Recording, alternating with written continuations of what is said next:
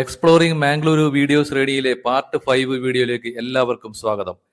Part 1 മുതൽ part 4 വരെയുള്ള വീഡിയോകൾ മംഗലാപുരം നഗരത്തിലെ കദ്രി മേഖലയിലെ പ്രധാനപ്പെട്ട ഡെസ്റ്റിനേഷൻസ് ആയിരുന്നു. മംഗലാപുരം ടൗണിന്റെ നെറുകയിൽ തന്നെയുള്ള സുവർണ്ണ നിറത്തിൽ പ്രൗഢിയോടെ ഭക്തരെയും സന്ദർശകരെയും ആകർഷിക്കുന്ന കുദ്രോളി ശ്രീ ഗോകർണനാഥ ക്ഷേത്രത്തെക്കുറിച്ചുള്ള വിവരണങ്ങളും ദൃശ്യങ്ങളുമാണ് ഈ വീഡിയോയിൽ. Let's go to Kudroli Shri Gokarnanatha temple.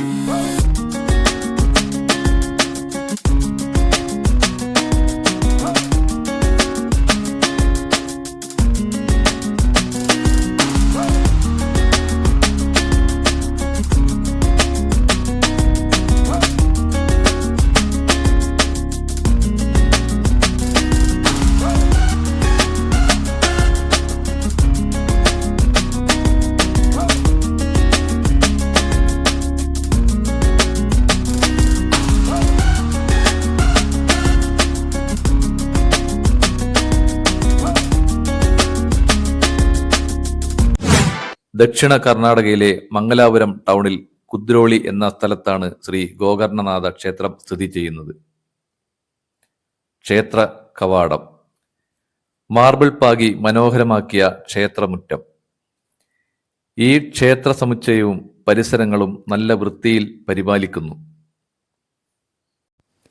ഭഗവാൻ പരമശിവൻ ശ്രീ പാർവതിയോടും ഗണപതിയോടും കാർത്തികേയനുമൊപ്പം ഉള്ള ശില്പം ക്ഷേത്ര കോംപ്ലക്സിലെ മുൻഭാഗത്തുള്ള ഈ കെട്ടിടത്തിൽ ഉണ്ട്.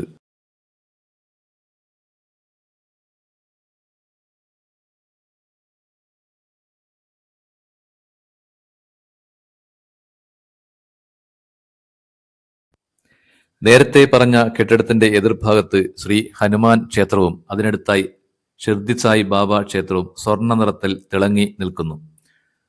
സ്വർണ്ണ നിറത്തിൽ തിളങ്ങി നിൽക്കുന്ന ക്ഷേത്ര കെട്ടിടങ്ങൾ ഒരു നയന വിസ്മയം തന്നെയാണ്. ഈ ക്ഷേത്രത്തിലേക്ക് മംഗലാപുരം സെൻട്രൽ റെയിൽവേ സ്റ്റേഷനിൽ നിന്നും അതുപോലെ പ്രധാന നഗരപ്രദേശമായ ഹമ്പൻകട്ടയിൽ നിന്നും സുമാർ 3 കിലോമീറ്റർ ദൂരം മാത്രമേ ഉള്ളൂ. പ്രധാന ക്ഷേത്ര ഗോപുരത്തിന്റെ നേരെ മുന്നിലായി ഭംഗിയുള്ള വലിയ ഒരു നന്ദികേശ്വര പ്രതിമയുണ്ട്. ക്ഷേത്രമുറ്റത്ത് ഭഗവാന്റെ കാവലാളായി നിലകൊള്ളുന്നു.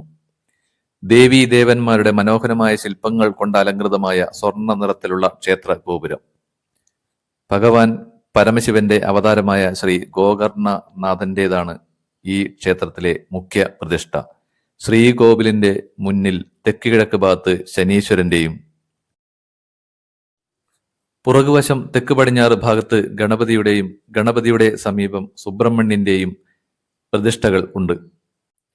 നേരെ പുറകിൽ ശയന മണ്ഡപവും ഉണ്ട്. വടക്ക് പടിഞ്ഞാറ് ഭാഗത്ത് ശ്രീ പാർവതിയുടെയും അതിനപ്പുറം കാലഭൈരവന്റെയും, വടക്ക് ഭാഗത്ത് നവഗ്രഹങ്ങളുടെയും അത് കഴിഞ്ഞ് വടക്ക് കിഴക്ക് ഭാഗത്ത് ശ്രീ നാരായണ ഗുരുദേവന്റെയും പ്രതിഷ്ഠകൾ ഉണ്ട്. ക്ഷേത്രത്തിനകത്തെ ദൃശ്യങ്ങൾ ഷൂട്ട് ചെയ്തിട്ടില്ല. ക്ഷേത്ര ഗോപുരത്തിലും ക്ഷേത്ര ചുവരുകളിലും ദേവതമാരുടെ രൂപങ്ങൾ സ്ഥാപിച്ച് മനോഹരമാക്കിയിട്ടുണ്ട്. പ്രധാന ക്ഷേത്രത്തിന് പുറത്ത് ക്ഷേത്ര കോംപ്ലക്സിൽ തെക്ക് ഭാഗത്ത് പൂർണ്ണ കുംഭത്തിന്റെ വലിയ ഒരു കോൺക്രീറ്റ് ശില്പവും, തെക്ക് പടിഞ്ഞാറ് ഭാഗത്ത് ശ്രീകൃഷ്ണ ഭഗവാന്റെ പ്രതിഷ്ഠയുള്ള ക്ഷേത്രവും, ക്ഷേത്രത്തിന്റെ പുറത്ത് മുൻഭാഗത്തേക്ക് കിഴക്ക് മൂലയിലായി അർജുനനെ തേരിൽ ഇരുത്തി ശ്രീകൃഷ്ണൻ തേര് തെളിച്ചുകൊണ്ട് നിൽക്കുന്ന ഒരു തേരും ഉണ്ട്.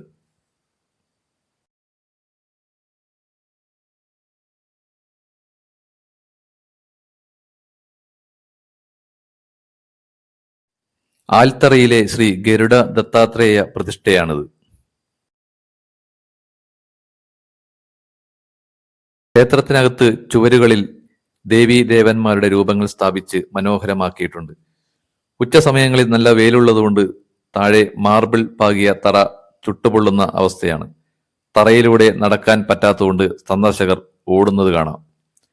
വടക്ക് ഭാഗത്ത് അമ്പലത്തിന്റെ ജലധാര സംവിധാനമുള്ള നല്ല വൃത്തിയുള്ള കുളവും അതിനടുത്ത് പക്ഷി മൃഗാദികളുടെ നിശ്ചല പ്രതിമകൾ സ്ഥാപിച്ച ഒരു ചെറിയ ഉദ്യാനവും ഉണ്ട്. കുളത്തിന്റെ വക്കിൽ സ്ഥാപിച്ച പരമശിവന്റെയും പാർവതിയുടെയും ഗണപതിയുടെയും കാർത്തികേയന്റെയും പ്രതിമകൾ പ്രത്യേക ഭംഗിയുള്ള കാഴ്ചയാണ്. മലയാളികൾക്ക് അഭിമാനിക്കാവുന്ന ഒരു കാര്യം ഈ ക്ഷേത്രത്തിനുണ്ട്. ഈ ക്ഷേത്രത്തിലെ പ്രതിഷ്ഠ നടത്തിയത് ശ്രീനാരായണ ഗുരുദേവനാണ്. ശ്രീനാരായണ ഗുരുദേവൻ പ്രതിഷ്ഠ നടത്തിയ കർണാടകത്തിലെ ഒരേ ഒരു ക്ഷേത്രം.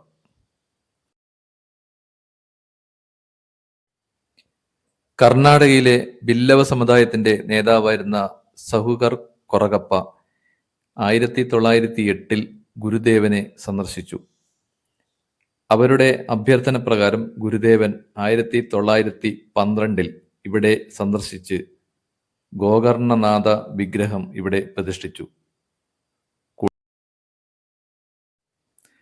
ഗുരുദേവന്റെ ഉപദേശപ്രകാരം ശ്രീകൃഷ്ണൻ, ഗണപതി, സുബ്രഹ്മണ്യൻ, അന്നപൂർണേശ്വരി, ഭൈരവൻ, നവഗ്രഹങ്ങൾ, ശനീശ്വരൻ എന്നീ ദേവതകളുടെ വിഗ്രഹങ്ങളും ഈ ക്ഷേത്ര സമുച്ചയത്തിൽ പ്രതിഷ്ഠിച്ചു. പിന്നീട് പ്രവേശന കവാടത്തിനടുത്ത് ശ്രീ ഹനുമാൻ മന്ദിരവും ഷിർദി സായി ബാബ മന്ദിരവും നിർമ്മിച്ചു. ഈ ക്ഷേത്രത്തിലേക്ക് എത്തിച്ചേരുന്നതിനുള്ള വഴികളെക്കുറിച്ച് നോക്കാം. ട്രെയിനിൽ വരികയാണെങ്കിൽ മംഗലാപുരം സെൻട്രൽ റെയിൽവേ സ്റ്റേഷനിൽ നിന്നും ഒന്നുകിൽ ഒരു ഓട്ടോറിക്ഷ പിടിച്ചു പോകാം. അല്ലെങ്കിൽ മംഗലാപുരം റെയിൽവേ പോലീസ് സ്റ്റേഷന്റെ വലതുഭാഗത്തുകൂടി പോകുന്ന റോഡിലൂടെ നടന്ന് ക്ലോക്ക് ടവറിനടുത്തുള്ള ജംഗ്ഷനിലെത്തിയാൽ അവിടെയൊന്നും അണ്ടർ പാസേജ് വഴി നേരെ റോഡിനപ്പുറം എത്താം. അവിടെയൊന്നും ബസ് നമ്പർ 1 അല്ലെങ്കിൽ 7 അല്ലെങ്കിൽ 13 എന്നീ നമ്പർ എഴുതിയ ഏതെങ്കിലും ബസ്സിൽ കയറിയാൽ ഇപ്പോഴത്തെ നിരക്കിൽ വെറും 12 രൂപ ടിക്കറ്റ് നിരക്കിൽ ഈ ക്ഷേത്രത്തിന്റെ മുന്നിലേക്ക് എത്താം. കർണാടകയിലെ മറ്റു ക്ഷേത്രങ്ങളെ പോലെ തന്നെ ഇവിടെയും ഭക്തജനങ്ങൾക്കും സന്ദർശകർക്കും അന്നദാനം നടത്തി വരുന്നുണ്ട്. ശിവരാത്രിയും നവരാത്രിയും ഇവിടുത്തെ പ്രധാന ഉത്സവമാണ്. വൈദ്യുതി ലൈറ്റുകളുടെ പശ്ചാത്തലത്തിൽ വെളിച്ചത്തിൽ കുളിച്ചു നിൽക്കുന്ന ക്ഷേത്രവും ക്ഷേത്രക്കുളവും അതിമനോഹരമായിരിക്കും.